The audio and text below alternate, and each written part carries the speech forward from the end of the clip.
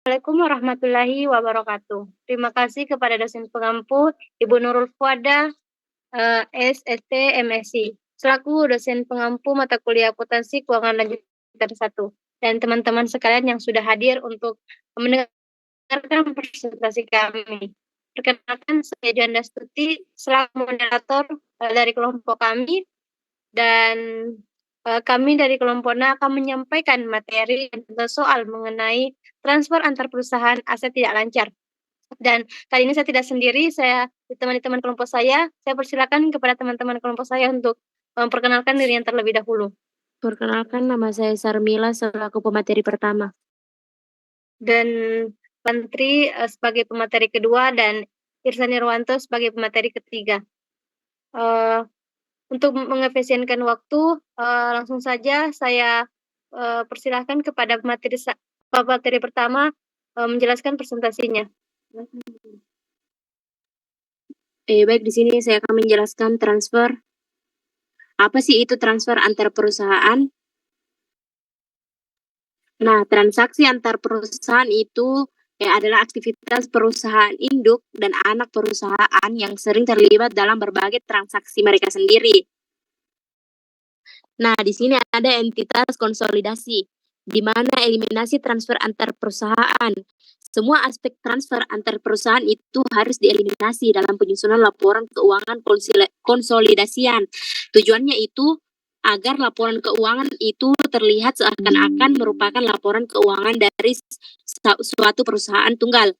Yang kedua itu ada eliminasi laba rugi yang belum terrealisasi.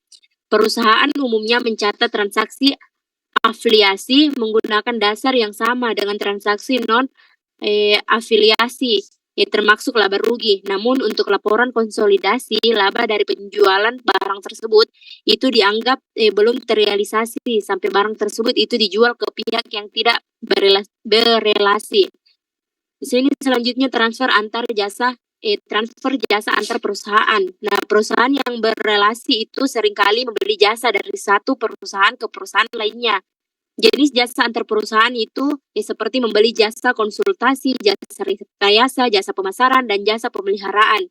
Nah, pada saat suatu perusahaan itu membeli jasa dari pihak yang berelasi, umumnya itu pembeli mencatatnya itu sebagai beban dan penjual itu mencatatnya itu sebagai pendapatan. Dan pada saat penyusunan laporan keuangan konsolidasi itu, beban dan pendapatan itu harus dieliminasi. Di sini ada 4 transfer aset berupa tanah. Yang pertama itu ada proses eliminasi laba, yang kedua ada alokasi eliminasi laba yang belum terrealisasi. Yang ketiga ada eliminasi laba yang belum terrealisasi tahun pertama, dan yang keempat itu ada pelepasan aset di kemudian hari. Yang terakhir itu ada entitas konsolidasi, di mana transfer antar perusahaan itu berupa aset disusutkan. Transfer antar perusahaan berupa aset yang diamortisasi atau aset yang disusutkan itu adalah penjualan aset yang tidak terwujud antar perusahaan dalam grup. Dalam grup laba dari transaksi ini dihapus dalam laporan konsolidasi dan diakui secara bertahap melalui amortisasi berdasarkan harga perolehan awal aset dari pihak luar. Yang kedua itu transfer antar perusahaan berupa aset diamortisasi. Transfer antar perusahaan berupa aset yang diamortisasi itu terjadi ketika aset tidak berwujud, itu seperti hak paten, amortisasi dihitung berdasarkan harga perolehan awal dari pihak eksternal, bukan harga transfer antar perusahaan. Nah, eliminasi jurnal itu dilakukan untuk menghapus laba antar perusahaan yang belum terrealisasikan. Mungkin itu saja, saya kembalikan ke moderator. Baik, terima kasih atas pematerinya pada Saudari Sarmila. Selanjutnya kita beralih ke sesi kedua, yaitu contoh soal dan peralatan itu 50 juta. Nilai wajarnya yaitu untuk persediaan 45 juta ada di tabel, terus tanah 57 juta, bangunan dan peralatan 60 juta. Jadi kenaikan penurunan ini hasil dari penjumlahan nilai buku dan nilai wajar. Jadi 45 juta dikurang 40 juta itu 5 juta. 57 juta dikurang 50 juta 7 juta, 60 juta dikurang 50 juta itu hasilnya 10 juta. Jadi total dari kenaikan dan penurunan itu 22 juta. Nah, sekarang kita masuk ke jurnal eliminasi. Yang pertama yaitu pengeliminasian pertama yaitu saham biasa, saldo laba, diferensial atau selisih pada investasi saham PT Anak. Nah, saham biasa sebesar 50 juta, saldo laba 20 juta, diferensial atau selisih yang tadi itu 20 juta. Nah, investasi saham PT Anak yaitu sebesar 67.500.000. Nah, 67.500.000 ini kita dapat dari 90 juta harga sahamnya dikali 75% terdapat di soal. Nah, terus ada non pengendali. Ada non pengendali yang diestimasikan. Nah, non pengendalinya itu sebesar 22.500.000. Hasil dari 90 juta dikurang dengan investasi saham PT Anak 67.500.000. Jadi kepentingan non pengendalinya itu sebesar 22.500.000. Nah, untuk eliminasi kedua yaitu persediaan tanah, bangunan dan peralatan pada diferensial atau selisih. Nah, persediaannya itu sebesar 5 juta, tanah 7 juta, bangunan dan peralatan sebesar 10 juta. Nah, diferensial atau selisihnya itu 20 juta. Nah, karena mengapa ada kerugian di sini? Karena total dari kenaikan penurunan itu lebih besar daripada diferensial atau selisihnya. Jadi kerugiannya itu sebesar 2 juta karena 22 juta dikurang 2 juta 20 juta itu hasilnya 2 juta. Karena lebih besar total kenaikan penurunan daripada diferensialnya. Jadi mengalami kerugian.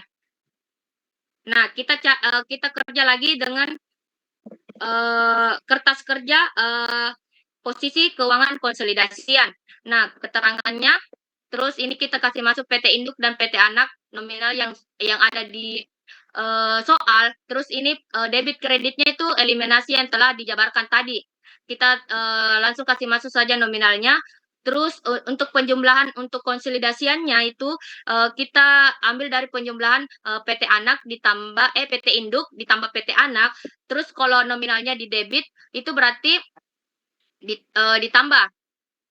Nah, seperti ini 80 untuk persediaan 80 juta ditambah 40 juta terus ditambah dengan hasil pengeliminasian tadi itu 5 juta. Jadi total untuk konsolidasiannya itu 120 juta.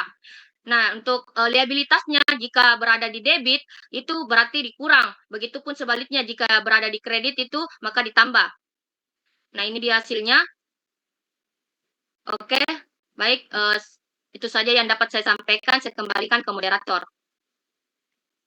Baik, terima kasih kepada Saudari Tante Destria menjelaskan contoh soal nomor 1. Selanjutnya kita beralih ke contoh soal nomor 2 yang akan dijelaskan atau dipaparkan oleh Saudara Irsan Irwanto. Saya persilahkan.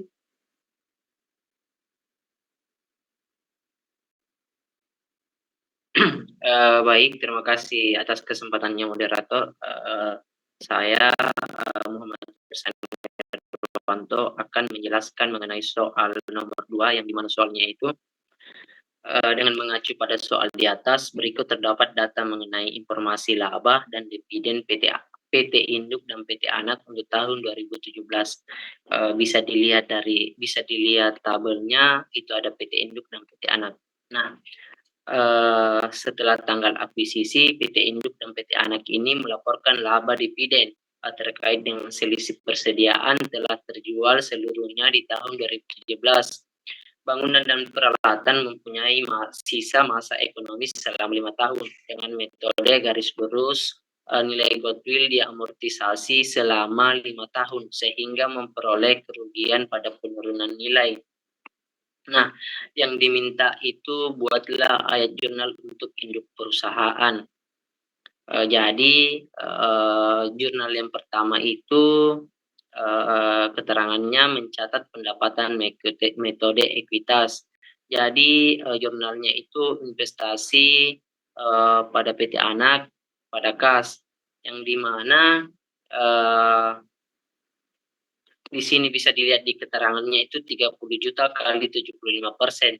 Nah, 30 jutanya ini diambil dari soal yang di atas itu pada tabel PT Anak yang 30 juta, laba bersih PT Anak. Nah, terus yang 75%-nya itu diambil dari contoh soal nomor 2, contoh soal pertama. Ya. Moderator, coba ke sheet 1.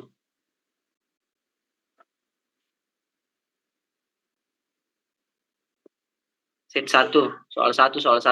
Paling atas. Nah, di situ 75%-nya. Jadi yang 30 juta kali 75% itu menghasilkan nilai 20.500.000. Terus yang jurnal kedua itu mencatat dividen dari PT Anak. Terus jurnalnya itu kas pada investasi saham PT Anak. Mohon maaf, seharusnya di sini yang 5 jutanya itu 10 juta. Mohon maaf, ada kekeliruan. Jadi 10 juta ini dikali dengan 75%. Jadi menghasilkan 7.500.000. Terus yang ketiga itu menyesuaikan laba atas selisih yang terkait pada persediaan yang telah terjual. Jadi jurnalnya itu pendapatan dari PT Anak perusahaan investasi pada saham PT Anak.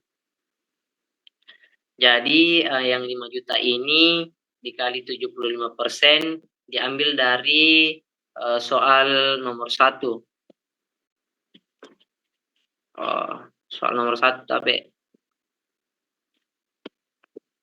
yang selisih yang diferensialnya tampilkan dulu. Ya, lagi.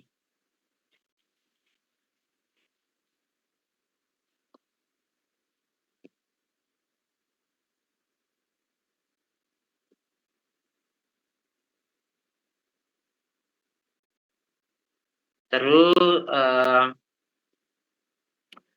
dia di situ yang nilai apanya? Kita ambil dari nilai selisih antara nilai buku dan nilai wajar sebesar 5 juta di persediaan. Jadi 5 juta kali 75% itu menghasilkan 3.750.000. Jurnal yang terakhir itu pendapatan dari anak perusahaan pada investasi pada saham PT Anak. Jadi keterangannya itu mengamortisasi selisih yang terkait pada bangunan dan peralatan sebesar 10 juta dibagi 5 tahun. Jadi 10 jutanya ini diambil dari peralatan.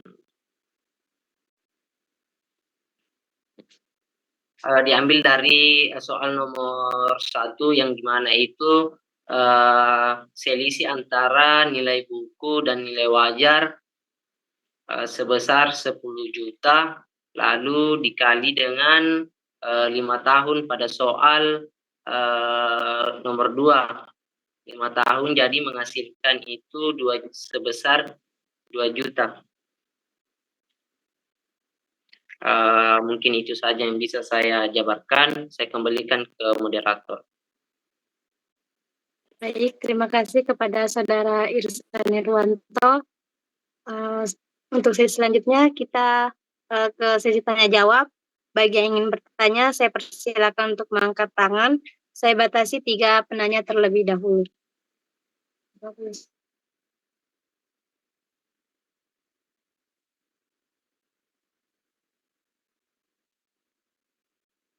Baik, saya persilakan kepada Saudari Estikama untuk membacakan pertanyaannya. Baik, terima kasih atas kesempatannya moderator. Pertanyaan saya itu, mengapa perusahaan melakukan transfer aset tidak lancar atas antar entitas dalam perusahaan?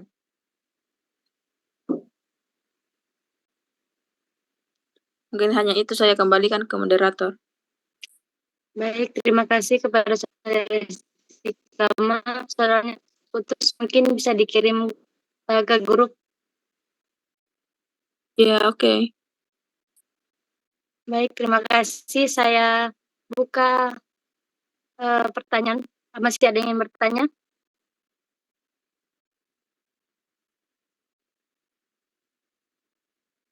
Keuangan perusahaan penerima dan perusahaan pengirim. Sekian saya kembalikan ke moderator. Baik, terima kasih atas pertanyaannya. Apakah masih ada yang ingin bertanya? Jika tidak ada, mungkin beri kami beberapa waktu untuk menjawab pertanyaan-pertanyaan dari teman-teman. Izin menjawab moderator. Baik, saya persilakan kepada Saudari Sarmila untuk menjawab pertanyaan dari Istiqomah. Baik, terima kasih atas kesempatannya. Di sini pertanyaannya tadi itu, mengapa sih perusahaan itu melakukan transfer aset tidak lancar antar entitas dalam perusahaan? Setiap perusahaan itu melakukan transfer aset tidak lancar atau entitas dalam kelompok perusahaan atau grup itu karena banyak sekali alasan, di antaranya itu seperti strategis, operasional, dan keuangan. Berikut ini adalah beberapa alasannya. Yang pertama itu optimalisasi struktur organisasi, seperti memindahkan aset tidak lancar untuk menyesuaikan dengan struktur bisnis yang baru, seperti ketika perusahaan itu mendirikan anak perusahaan khusus untuk mengelola aset tertentu, misalnya properti atau pabrik. Yang kedua itu ada pengelolaan pajak, seperti transfer aset dapat digunakan untuk mengurangi beban pajak, misalnya itu dengan memanfaatkan perbedaan tarif pajak antar entitas dalam grup atau yurisdiksi. Yang ketiga itu ada restrukturisasi keuangan, seperti aset itu dipindahkan ke entitas yang membutuhkan penguatan neraca untuk menarik pendanaan eksternal atau memperbaiki rasio keuangan. Selanjutnya itu ada manajemen risiko. Aset tidak lancar itu dipindahkan ke entitas tertentu untuk membatasi risiko keuangan atau hukum terhadap aset tertentu sehingga tidak memengaruhi entitas lain dalam grup. Yang terakhir itu ada peningkatan nilai aset, seperti memindahkan aset ke entitas yang lebih kompeten dalam mengelolanya dapat meningkatkan itu nilai ekonomis aset tersebut. Mungkin itu saja, saya kembalikan ke moderator. Baik, terima kasih kepada Saudari Sarmila. Saya kembalikan dulu ke teman-teman sekalian. Apakah ada yang menambahkan? Saya moderator, izin menambahkan pernyataan dari Saudari Sarmila. Baik, saya persilakan kepada Saudari Tantri Destria. Jadi saya ingin menambahkan sedikit dari pernyataan dari pemateri teman kelompok saya. Jadi salah satu alasannya itu untuk mengefisiensi pajak. Nah, contohnya itu perusahaan memindahkan kepemilikan gedung kantor dari entitas yang beroperasi di negara dengan tarif pajak tinggi ke entitas lain berlokasi di yurisdiksi dengan tarif pajak lebih rendah. Dengan ini perusahaan juga dapat mengurangi total pajak yang harus dibayar. Nah, yang kedua yaitu pendanaan proyek baru.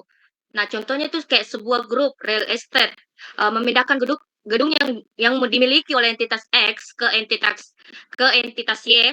Nah, kemudian menggunakan gedung tersebut sebagai jaminan untuk mendapatkan pinjaman bank guna mendanai pembangunan proyek properti baru. Nah, yang ketiga yaitu persiapan IPO. Nah, contohnya itu sebelum membawa salah satu anak perusahaan ke pasar saham, perusahaan induk memindahkan aset non-inti seperti kendaraan dinas atau aset yang tidak relevan ke entitas lain. Nah, ini gunanya itu untuk memastikan perusahaan yang akan go public hanya memiliki aset yang mendukung bisnis intinya, sehingga menarik lebih banyak investor. Baik, itu saja yang dapat saya sampaikan. Saya kembalikan ke moderator. Baik, terima kasih atas tambahan dari Tantri.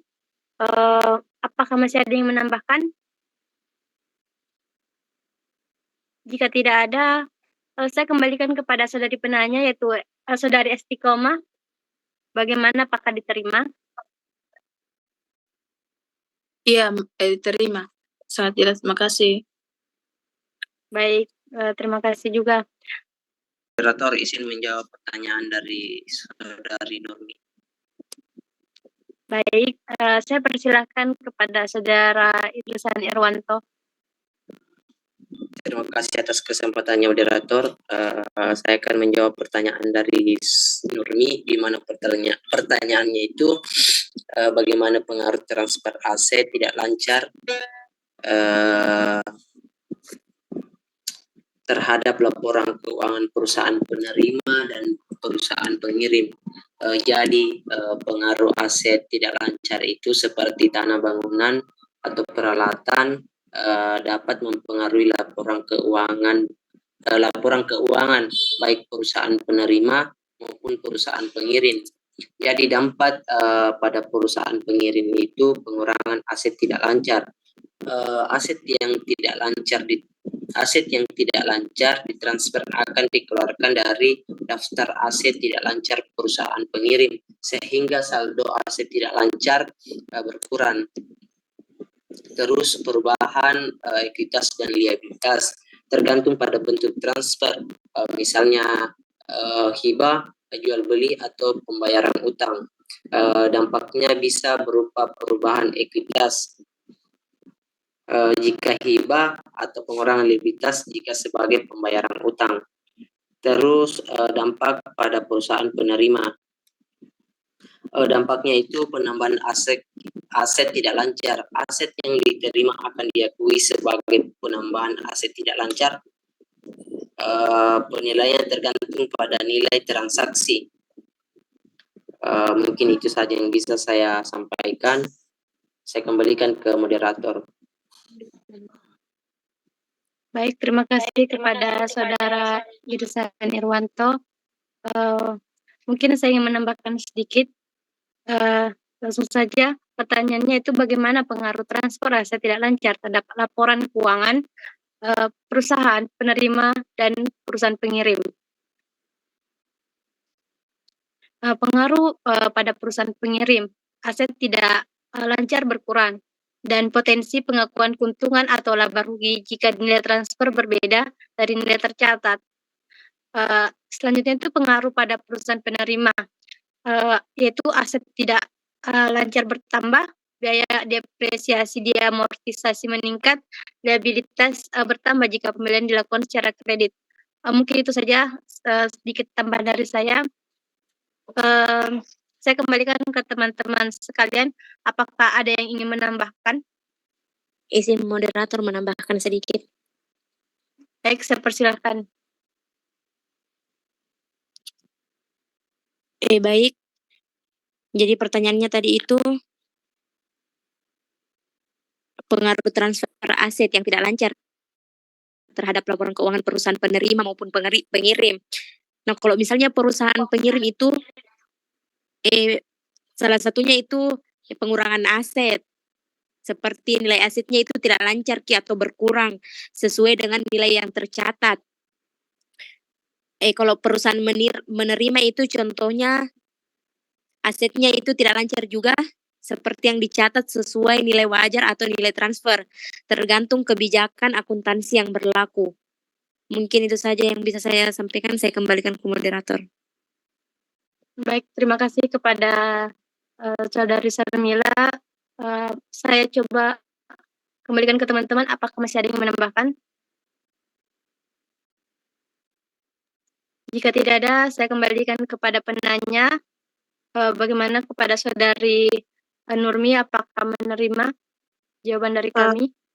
Saya rasa sudah cukup moderator, saya kembalikan. Baik, terima kasih. Saya kira diskusi pada kelompok kami mungkin sudah cukup.